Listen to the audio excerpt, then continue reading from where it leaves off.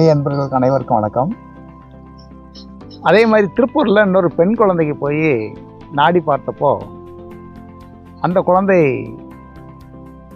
வயசு 14 நாங்கள் அந்த குழந்தையை பார்க்கும்போது, ஆனால் 5 வயதினுடைய குழந்தையினுடைய பழக்க வழக்கம் தான் அந்த குழந்தைக்கு இருந்தது. அதனுடைய பேச்சு, பழக்க வழக்கங்கள் இதெல்லாம் சின்ன குழந்தை மாதிரியே இருக்கும். இப்போ என்ன காரணம்னு பார்த்தா, அந்த குழந்தை நாடி பிடிச்சி பார்த்த உடனே சொன்னார், இது குழந்தை கருவில் வளரும் பொழுது, வயிற்றில் வளரும் பொழுது ஏதோ அதிர்ச்சியாக ஏதோ நடந்திருக்கு அப்படின்னு சொல்லி நண்பர் சொன்னார். அப்போது அவங்க அப்பாட்ட கேட்டப்போ அவங்க அப்பா தான் சொன்னார், இந்த குழந்தை கருவில் இருந்தப்போ நான் தண்ணி அடிக்கிற பழக்கம் இருந்துச்சு. அப்போ நான் என்னுடைய மனைவியை நான் பலமுறை தண்ணி போட்டு அடிச்சிருக்கிறேன். பாருங்கள், தண்ணி போட்டு ஒரு மனைவியை அடிக்கும் பொழுது அந்த தாயினுடைய கருவில் வளரக்கூடிய குழந்தையை கூட பாதிக்கின்றது. அந்த மாதிரி சொன்னாங்க. அதே மாதிரி அவங்க இது எடுத்து பார்த்ததில்லை, எக்ஸ்ரே எடுத்ததில்லை. அவங்க கிட்டத்தட்ட ட்ரீட்மெண்ட்ல 7 வயசுல ஆனால் அந்த இவ்வளவு நாளாக 7 வருஷமாக ட்ரீட்மெண்ட் பண்ணிட்டு இருக்காங்க. எந்த விதமான மாற்றமும் ஏற்படவில்லை. எதுக்காக சொல்கிறேன்னா, அந்த அதிர்வுகள் குழந்தை கருவில் இருக்கும்பொழுது இந்த மாதிரி நிகழ்வுகள்லாம் ஏற்படும்.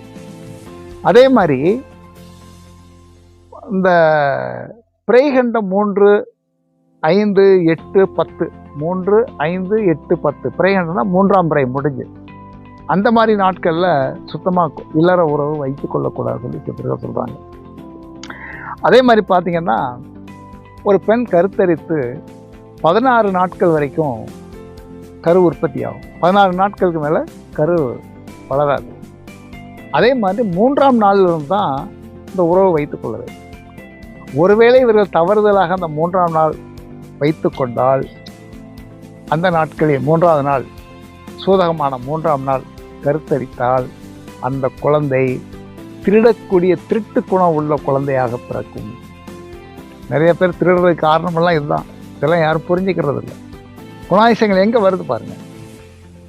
அந்த குணாதிசயங்கள் திருடனுங்கிற எண்ணம் ஏன் வருது அப்படின்னு கேட்டிங்கன்னா, அந்த தாயானவள் சூதமுதிரை, அதாவது மாதவிடாய் காலம் முடிஞ்சு 3 நாட்களுக்கு அப்புறம் 4ஆம் நாள் தான் குடும்ப உறவு வைத்துக் கொள்ள வேண்டும். ஆனால் 3ஆம் நாளே உறவு வைத்து கொண்டால் அந்த மாதிரி நாட்களில் கருத்தரிக்கக்கூடிய குழந்தை திருடனாக பிறக்கும். அதே மாதிரி 4ஆம் நாள் பிறக்கக்கூடிய குழந்தை வறுமையில் வாடும்.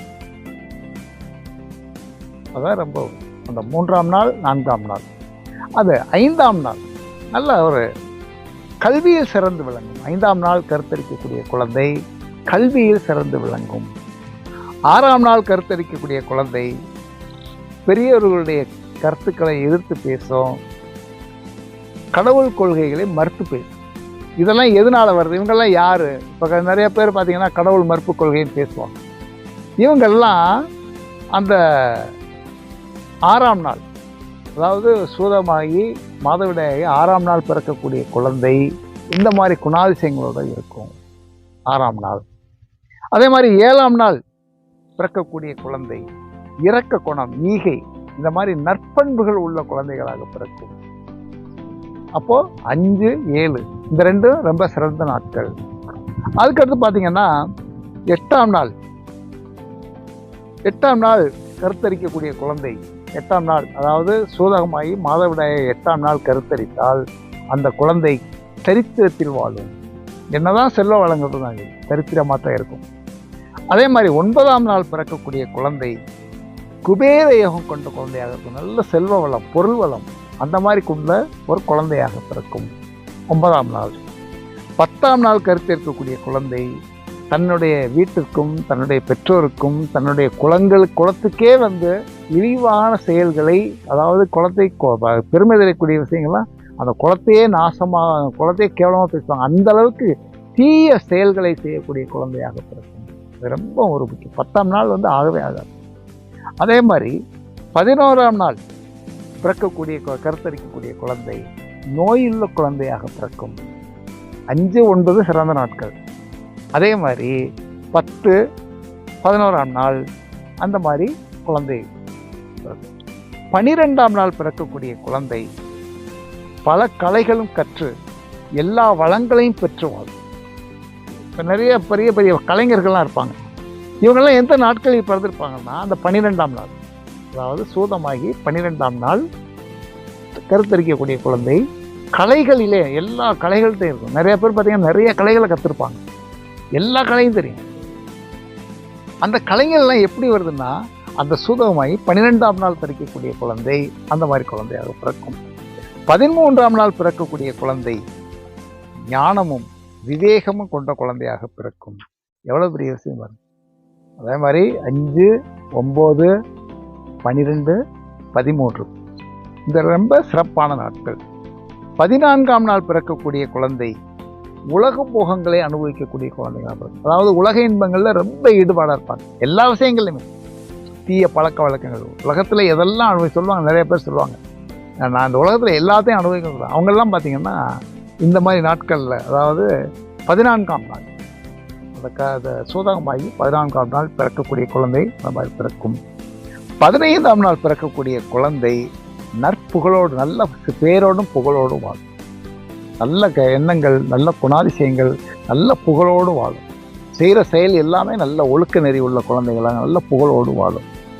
16ஆம் நாள் பிறக்கக்கூடிய குழந்தை தெய்வீக ஞானம், விவேகம், பக்தி, சித்தர்கள் அந்த மாதிரி நாட்களில் பிறக்கக்கூடிய குழந்தை சித்தர்களாக ஞானிகளாக மகன்களாக வருபவர்கள் 16ஆம் நாள், அதாவது சூதகமாகி மாதவிடாயாகி 16ஆம் நாள் பிறக்கக்கூடிய குழந்தையானது ஞானிகளாக மகான்களாக பிறக்கும். இதுதான் அதுக்குள்ள வித்தியாசம். இப்போ 16, 5, 9, 12, 13, 15, 16 இந்த நாட்களில் கூடி கருத்தரித்தால் அந்த குழந்தைகள் நல்ல வளமோடும், நல்ல எண்ணங்கள், நல்ல குணாதிசயங்களாக பிறக்கும். இதெல்லாம் நம்ம சித்தர்கள் அவ்வளோ விளக்கமாக எழுதி வச்சிருக்கிறாங்க. அப்போ இந்த சிறப்பான விஷயங்களை நம்ம எத்தனை பேர் தெரியும்னா யாருக்கு தெரியாது. அதனால இந்த விஷயங்கள்லாம் சொல்கிறோம். இதெல்லாம் தாண்டி இன்னொரு விஷயம் இருக்குது. அது அஸ்ட்ராலஜி படி, அந்த அஸ்ட்ராலஜியில் வராது. அதாவது அந்த தேதி, நட்சத்திரம், 4 நட்சத்திரங்கள் படி பிறக்கக்கூடிய குழந்தை அது அஸ்ட்ராலஜியில் வரும். நம்ம இந்த மாதிரி பார்க்கும்போது அஸ்ட்ராலஜியில் நீங்கள் பார்த்தீங்கன்னா எந்த நாட்களில் இந்த மாதிரி இருக்குது அப்படிங்கிறதெல்லாம் இருக்குது. அதே மாதிரி இந்த மாதவிடாயான காலகட்டங்களில் இந்த மாதிரி சில கட்டுப்பாடுகளை நம்முடைய முன்னோர்கள் வைத்திருந்தார்கள். அதுக்காக தான் அந்த முன்னோர்கள்லாம் நம்மளுடைய அந்த கட்டுப்பாடுகள்லாம் வச்சுருந்தாங்க. அவங்க ஏதோ எதை செய்தாலும் முட்டாள்தனமாக மூடத்தனமாக செய்யறது கிடையாது. இதெல்லாம் அறிவியல் பூர்வமான விஷயங்கள். இன்றைக்கு நிறைய விஷயங்களை இன்றைக்கு நம்மளுடைய முன்னோர்கள் இதை கண்டுபிடிச்சு சொல்லியிருக்கிறாங்க.